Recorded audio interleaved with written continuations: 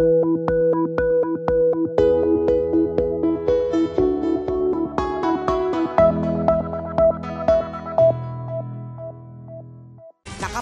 na sa Pilipinas ang 2019 novel coronavirus.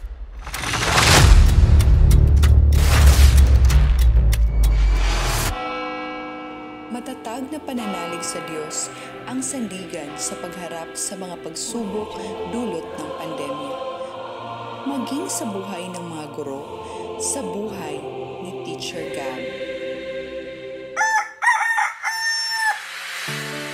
Aabot sa mahigit 3 kilometro ang kanyang nilalakad sa masukal at matarik na daan patungo sa liblib na lugar ng Sitio Kaundo, mahatid lamang ang pantay at sapat na edukasyon sa mga bata.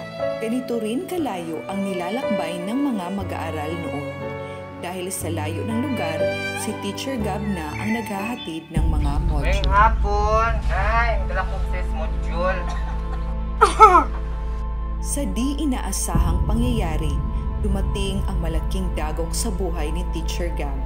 Tinamaan siya ng COVID-19. Dahil sa malubhang kalagayan, dinala siya sa ospital kung saan nakipaglaban siya sa bingit ng kamatayan. Ngunit sabi ng Panginoon, may bukas pa.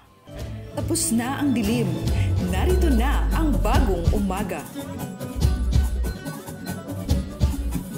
Dalinda guniti ang akong kamot sa kalampusan madungan kita sa pagkapot kita maghiusa ug magtinabangay pagsalig sa Dios nagauban siya sugdan ta pag-ugmat ug pagtudlo sa maayong ugma ikaw ug ako magtungan kita sugaton ta ang kaugmaon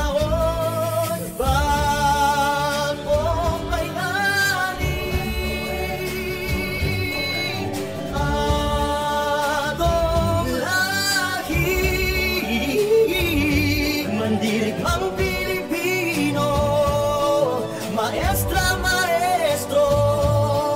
bayaning Pilipino, sabat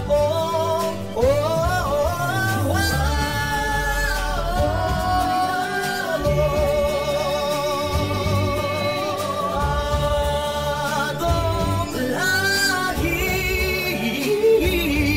mandirig ang Pilipino, maestro, bayaning Pilipino, sa bagong panahon.